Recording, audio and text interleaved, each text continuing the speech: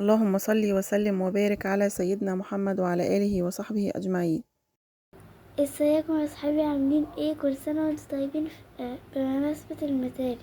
ماشي يا عمورة، ازيكم يا حبايبي؟ عاملين ايه؟ طبعا شفتوا بقى بداية الفيديو سيربرايز، بقى عمر سلم على اصحابه اللي هم دايما بيحبوه بيكلموه بمناسبة المدارس. واحنا طبعا النهاردة عندنا ايه؟ عندنا فرز الادوات المدرسية.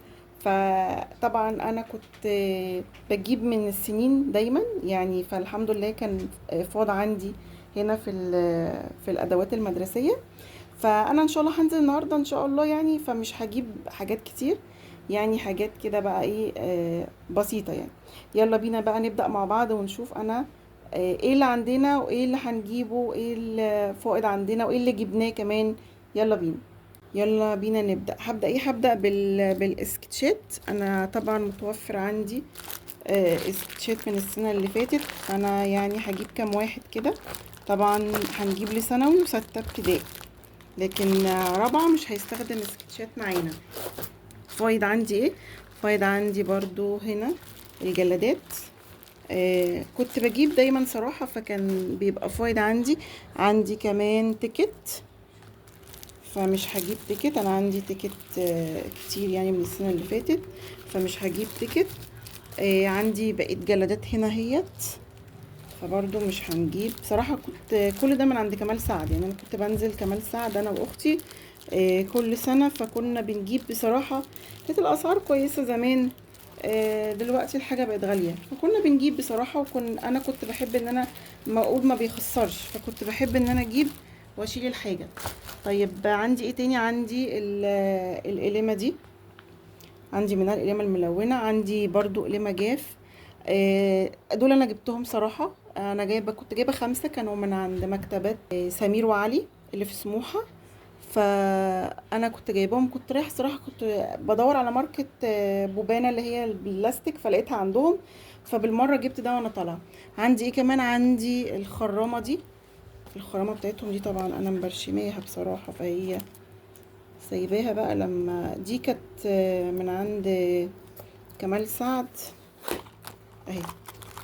دي كانت من فتح الله، دي كنت جايباها من فتح الله. الخرامه دي جميله جدا صراحه يعني، ماركه ديل يا جماعه.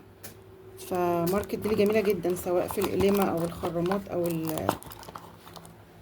الادوات المدرسيه. البوكس بقى بتاع علي بابا، ايه؟ قلمه رصاص، قلمه الفول ماركر. بصوا القلم ده كان قلم 2 يعني، هنا يكتب اسود وهنا لا، هنا احمر هنا اسود اهو. فول ماركر. عندي هنا ايه؟ عندي دبابيس الدباسة. دي قلمة سنون، دي بواقي قلم رصاص قلمة جدا يعني، يا رب تكونوا شايفينه. بصوا القلم خفيف خفيف يعني فوق ما تتخيلوا. عندي ايه؟ عندي مساطر فاضلة. انا دايما بحب اجيب السيليكون عشان هما ما شاء الله عليهم بيكسروا كل حاجة. عندي هنا القلمة دي المزهر ده. عندي برضو قلمة جاف، انا بحب النوع ده جدا يعني، حتى انا عندي منه هنا العلبة بتاعته اهو. يبقى انا كده عندي قلمة كتيرة ممكن، بس هجيب لهم الفبر كاسل علشان طبعا الفبر كاسل جميل جدا. طيب نيجي بقى ايه؟ انا عايزة اشيل بقى هنا كده وهجيب الكراسات. عندنا ايه كمان؟ عندي الكراسات. دي كانت 60 او 56 60. ده الباكيتات 10. انا عندي ده وعندي ده. عندي فويد ده انجليزي برضو 60. دي والله انجليزي برضو 40. عندي هنا برضو مسطر. فانا كده خلاص مش هجيب كراسات تاني السنة دي ان شاء الله. يلا نكمل. انا جبت بقى الكتب الخارجية، يلا نشوفوها.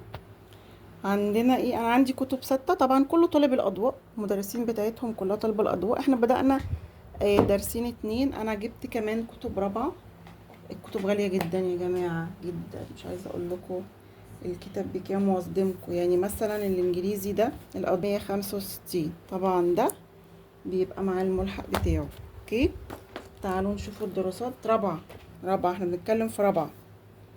159 يعني 160 جنيه يعني، ادي 195 يعني هنقول 200. العربي 200، والعلوم بتاع رابعة 150 جنيه. يا رب تكونوا شايفين، حاسه ان الكاميرا مش واضحه معانا. نشوف كتب ستة. بصوا العربي برضو ب200، الرياضة 165، والعلوم 165. بصوا هو برضو كله في رينج الأسعار دي.